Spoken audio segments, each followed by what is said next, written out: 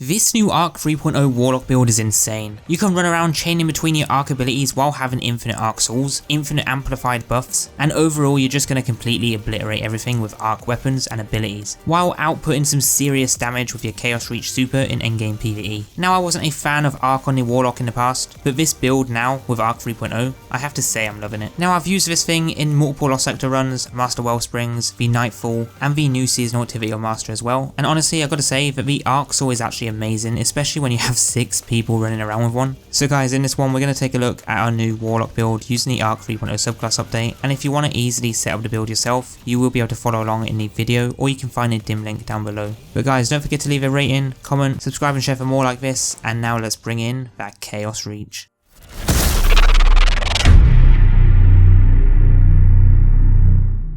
Now firstly, as always, if you do like this build and you want to see more like this, then you can view that full playlist link down below. But with this one today, you'll be able to run around buffing your Arc weapons, and I have to say that this build pairs really well with Trinity Ghoul and the new Delicate Fusion Rifle, because both just melt everything pretty quickly. In the background gameplay, I will be showing the Trinity Ghoul, mostly because the way the build is set up, our Arc kills are going to spawn in Ionic Traces, as well as Elemental Wells, and both are going to give us increased weapon DPS, faster super regen, and ability energy to all our abilities. But overall, it makes Trinity Ghoul so much better than it already is. Now, if you don't have Trinity Ghoul, that's not a problem, because I will go through all the best exotic weapons you can pair with this build to make it the most effective it can be. Now, the way you'll use this build is first run in and drop your Rift down. This will bring out the Arc Soul, which will start killing ads while generating Ionic Traces. Upon collecting the Ionic Trace, you'll receive ability energy and the amplified buff, which then makes your Arc Soul even stronger. You'll then run around killing everything with your Arc weapons and abilities, and while you're doing that, you'll spawn in Arc Elemental Wells. When you pick up an Arc Well, you'll get a 25% increase to weapon damage while also increasing your super's recharge rate, and at the same time you'll get ability energy to all your abilities. So having mods and exotics to help us generate ability energy just isn't needed. But basically this build is set up for a mixture of ad clearing and boss damage with our Arc heavy weapon, which would ideally be a Storm Chaser, and then our Chaos Reach super as a super DPS build. So with this build we're going to be running the Stormcaller's Chaos Reach. In the last video we did cover the actual Stormcaller Storm Trance, which personally I didn't like that much, but it was a pretty good build for the ability spam and ad clearing on low tier ads for the early game. But with this one we're going to go with the Chaos Reach and the Geomag Stabilizers, as this setup can output a stupid amount of damage when you play it right.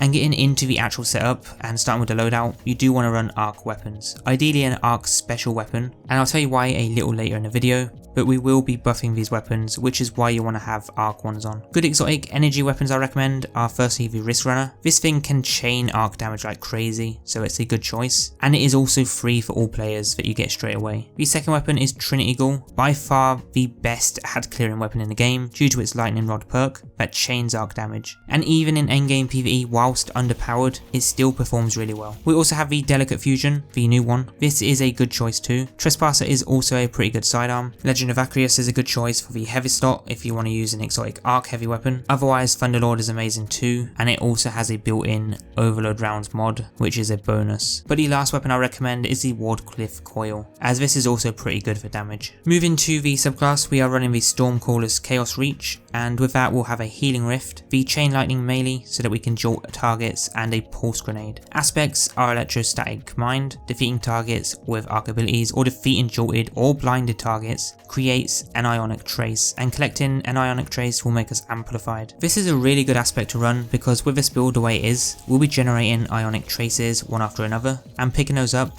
I mean, we don't even need to pick them up, they just come to us, but having them collected will make us amplified. So we'll almost always be amplified with a 100% uptime, which is perfect for faster movement, but being amplified is also going to help us super later on as well. The second aspect we have is Arc Soul. Casting your Rift creates an Arc Soul that fires at targets, and allies who pass through the Rift will also get one as well, and when amplified the Arc Soul becomes supercharged. Fragments we have are Spark of Beacons. While amplified, your Arc special weapon Final Blows create a blinding explosion. Only use this if you're going to use special weapons, otherwise you can swap this out to something like a Spark of Shock where your Arc grenades can jolt targets. The next fragment we have is Spark of Resistance. while surrounded by adds, you are more resistant to incoming damage, and we will get a plus 10 to the strength stat with this. Spark of Recharge, while critically wounded, your melee and grenade recharge more quickly, and Spark of Discharge. Arc weapon final blows have a chance to create an ionic trace, which is good because those ionic traces are going to massively help us by giving us ability energy, and not only that, it's also going to keep us amplified at all times, which will then later on make our super deal extra DPS. For the exotic, we're going to use the Geomag Stabilizers, and what this does is extend the duration of the Chaos Reach when you damage targets, which surprisingly lasts a really long time in my opinion, and I am enjoying this setup a lot, especially in my solo Legend of Master Lost Sector runs. You can use other exotics though, like the Getaway Artist if you want extra arc souls, but personally with this setup that we have, I feel we don't really need it, as we are going to have arc souls almost all the time anyway. Now for the main mods, we have elemental ornaments to spawn in arc wells when getting kills with arc weapons, and then we'll also have the elemental ordnance to spawn in more arc wells when getting kills with grenades, because we want as many wells as possible so that we can get our abilities back quicker, especially our Rift for the infinite arc soul turret. And then we'll be running the Font of Wisdom to help recharge our super quicker, as well as Font of Might to give us an increase to weapon damage too, and these will be activated every time we pick up an arc well, which should happen almost all the time as long as you're killing enemies. And when you're killing enemies with your arc weapons and arc abilities, you will be generating ionic traces, which will also give you extra energy to your abilities, but this will also make you amplified, and being amplified is going to boost your super's damage and make your arc souls better, so you really do want to take advantage of that. But the way this build is set up, you should always be amplified regardless, and then any elemental wells you make and pick up are just a bonus.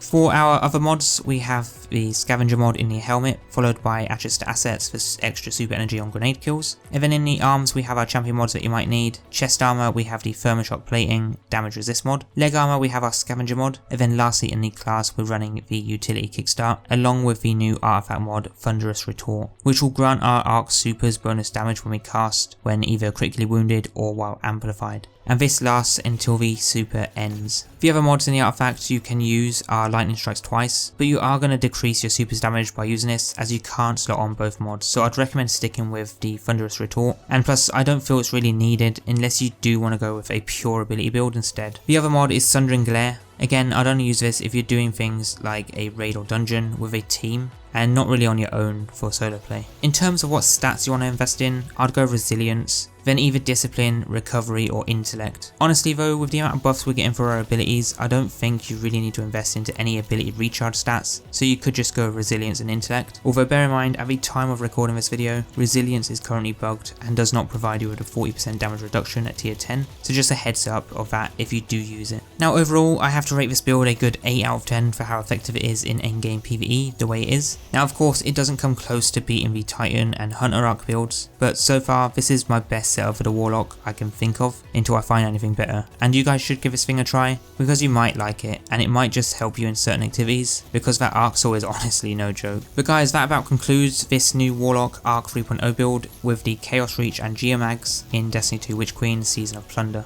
Next, as always, be sure to check out some of my other builds in the playlist link down below for Season 18, as I do cover new and updated builds here every week on the channel, and you might just find your new favourite build. So be sure to check those out next, and whatever you get up to, have a good one, and I'll see you very soon for the next build video.